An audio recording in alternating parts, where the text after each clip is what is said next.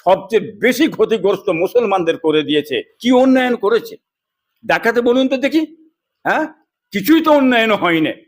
উন্নয়নটা একটাই তো হয়েছে, আপনি জানেন, সেটা একমাত্র গুন্ডা, তুলাবাজি, মারপিট, খুনোখুনি যারা করেছে, কি তাদের অন্যায় গাড়ি বাড়ি জমি জায়গা বিলাস বিলাস ভবন বহুত কিছু হয়েছে। গরিবের কিছু হয়নি, গরিব আরো শেষ হয়ে গেছে। কি বুঝলেন, আজকে ধর্মের জায়গায় নিয়ে দেখাচ্ছে, যে দেখেন ওইখানে ভালো মন্দটা দেখাচ্ছে, ভালোটা দেখাচ্ছে। এই ধর্ম নিয়েই তো রাজনীতি করে।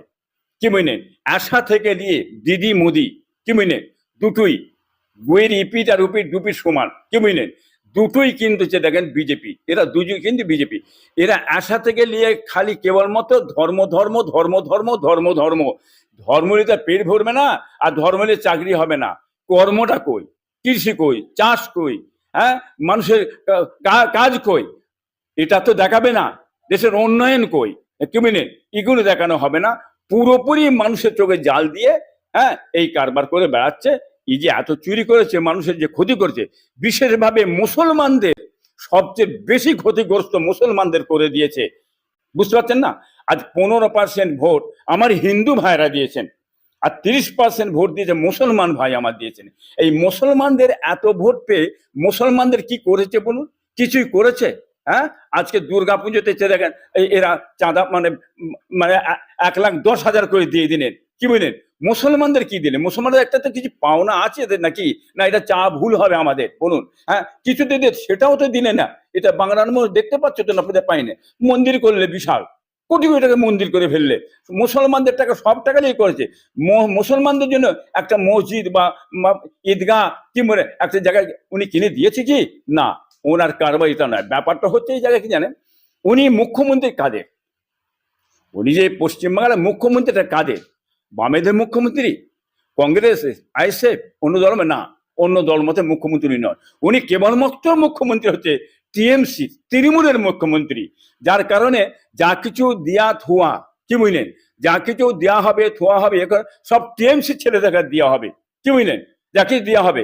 কিন্তু বামেদের ছেলেরা গেলে, কিন্তু কংগ্রেস ছেলেরা গেলে বেছে বেছে সব তাড়িয়ে দেবে, ভেঙিয়ে দেবে, দেবে না।